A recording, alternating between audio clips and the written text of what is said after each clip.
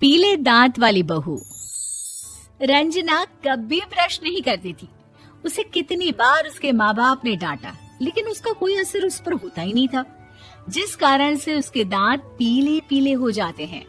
शादी के बाद अरे बहू, वैसे तो तुझ में कोई कमी नहीं है, पर तेरे दांत इतने पीले कैसे हैं बेटा? कैसे मतलब? कोई सर्जरी थोड़ी ना कराइए। वो तो क्या नाम, मैं ब्रश नहीं करती थी तो पीले हो गए। अब क्या करूं? आप कहे तो लाल करवा लूं या फिर काले? यार ये क्या है, क्यों माँ से लड़ रही हो? लड़ रही हूँ? अरे मैं लड़ रही हूँ या ये बोल रही है कि दांत पीले हैं, पीले।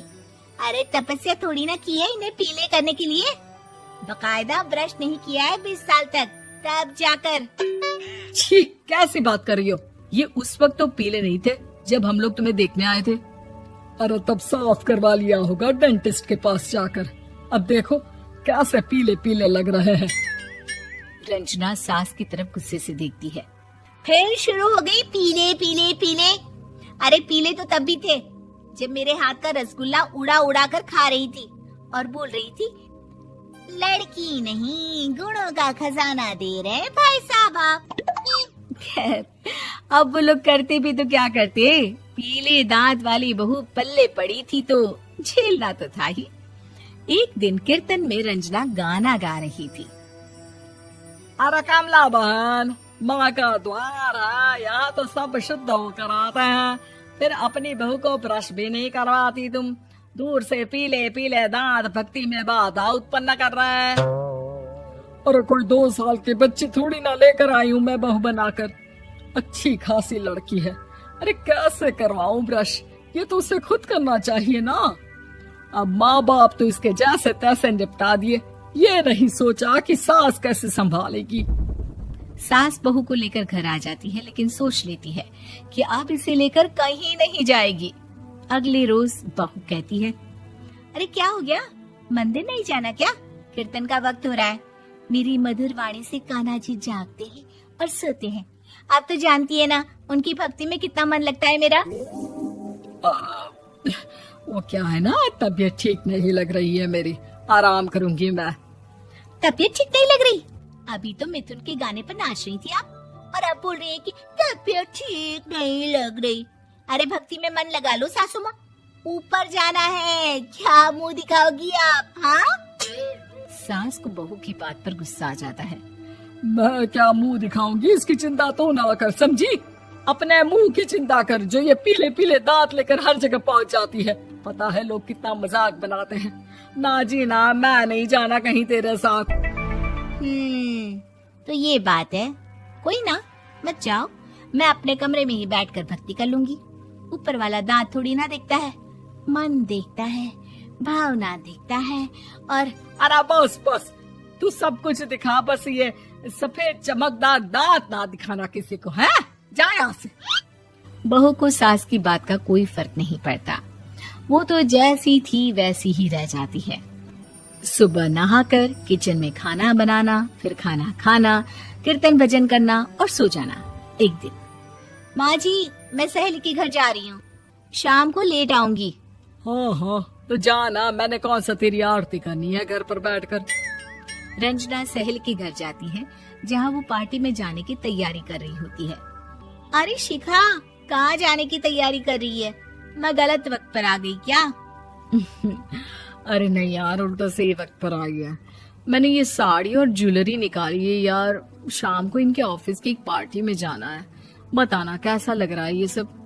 नहीं यार, इस ड्रेस के साथ तो वो वाली ज्वेलरी अच्छी लगेगी। हाँ हाँ सही बोल रही है, मैंने ध्यान ही नहीं दिया। वैसे तो हमेशा से मस्त फैशन सेंस रखती है। तो बड़ा जाती होगी ना पति के साथ पार्टी में। रंजना कुछ नहीं बोलती, बस सोचती है कि यार काश ये बात सही हो जाती, पर मैं क्यों नहीं जाती पार्टी में? क्या इन लोगों की कोई पार्टी होती नहीं होगी?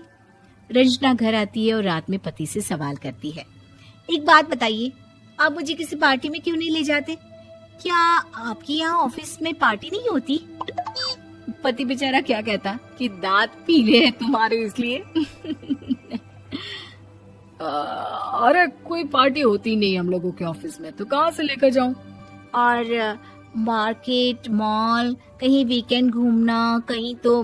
अरे यार, सारे हफ्ते में एक छुट्टी मिलती है, तो सोचता हूँ कि आराम ही कर लूं। क्यों? रंजना मन मार के रह जाती है। पहले कभी सास के साथ मंदिर जाया करती थी, लेकिन वो भी सास ने ले जाना बंद कर दिया। घर बैठी बैठी रंजना बोर हो जाती है। तभी उसे आइडिया आता है और वो मायके जाने का सोचती है। सासू माँ, 2 दिनों के लिए मम्मी के घर जा रही हूँ। अच्छा अच्छा, ठीक है, आराम से जा।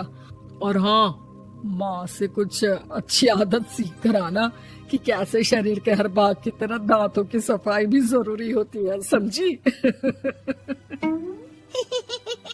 शुरू हो गई ना आप। वो लोग आपकी तरह नहीं है कि छोटी छोटी बात का बतंगड़ बना दे। उन लोगों के लिए मैं मायने रखती हूँ, ना कि मेरे पीले पीले दांत। रंजना माँ को बिना बताए उन लोगों को सरप्राइज देती है, लेकिन जैसे ही वो दरवाजे पर पहुंचती है, अंदर देखती है कि घर वाले कहीं जा रहे होते हैं। अब माँ, काश रंजना दीदी के दांतों वाली प्रॉब्लम नहीं होती, तो वो भी हम लोगों के साथ चलती ना बुआ जी की बेटी की शादी में। हाँ बेटा, लेकिन अब उसे कौन समझाए कि उसको उसके पीले दांत नहीं दिखते, लेकिन उसके आसपास के लोगों को कितना एम्बैरेसिंग फील कराते हैं। मुझे तो कितनी बार उसके स्कूल की टीचर ने शिकायत की कि उसके साथ कोई लड़की बैठना भी नहीं चाहती, और ना ही कॉलेज में कोई उससे बात करना चाहता था। लेकिन पता नहीं क्यों उसे ये बात समझ में ही नहीं आती। कोई कमी नहीं है उस लड़की में, बस यही कि दांत पीले हैं। वो तो भला हो जीजा जी और उनकी माँ का, जो दीदी को जैसी है वैसे ही रखा हुआ है। रंजना को अपने घर वालों की बात सुनकर बहुत दुख होता है। वो सोचती है कि वो क्या करे, लेकिन फिर वो सीधा डेंटिस्ट के पास जाती है, अपने दांत चमकाती है और कसम खाती है कि वो रोज ब्रश करेगी। अरे क्या हो गया? तुम तो 2 दिनों के लिए गई थी ना, पर कोई ना, अच्छा है, चलो आ गई तो। रंजना सास के सामने आकर खड़ी हो जाती है और पूरी स्माइल करती है, उसके चमकदार दांतों को दिखाती हुई। हैं? चले मंदिर। माँ, मुझे माफ कर दीजिए, मैंने आप लोगों को बहुत एम्बैरेसिंग फील करवाया। मैं आज से रोज ब्रश करूंगी।